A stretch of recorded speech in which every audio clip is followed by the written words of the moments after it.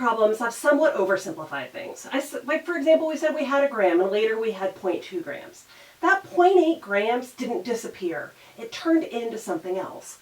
So now we're going to look at problems that are a little bit closer to what a scientist would actually do, where they're looking at the ratio of one isotope for another. So for example, let's say we had something that was originally sodium-24. And later, it also contains magnesium-24. Why? Because when the sodium-24 decays, and if you'll find on your nuclide sheet that it decays by beta,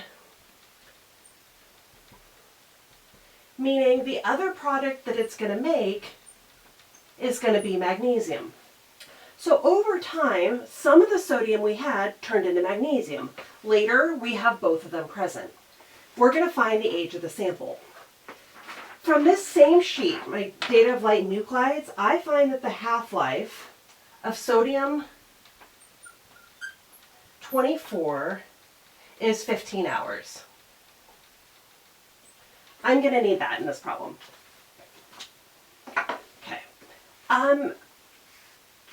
At the end of this whole thing, the amount of Na24 I have is 4.4, and the amount of magnesium I have is 1, relatively speaking.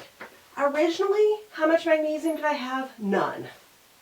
Over time, it was formed. Where did it come from? For every atom of this that formed, one of these must have disappeared. So originally, the amount I had present of this must have been 5.4, relatively speaking. One of them was converted into that. I use an ice chart type thing as a way of solving these problems. I'm going to use this as my original amount. I'm going to use this as my later amount. And I'm going to solve for t similarly to how I did before. I need to get lambda. T1/2 equals ln2 over lambda. ln2 divided by 15. Lambda equals 0.0462. Now I can do n equals n naught e to the negative lambda t. 4.4 equals 5.4 e to the negative 0.0462 t. 4.4 divided by 5.4, 0.8148. I'm going to ln both sides.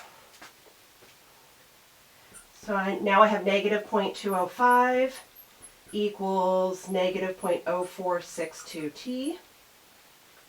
So divided by negative 0.0462, I get the time to be 4.43.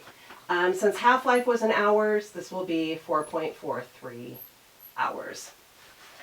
When you are setting up problems with the ratios, you want to figure out what is decaying into what. The two numbers I'm giving you are your ending values. This one's always going to start at 0, and you can work backwards to find that one.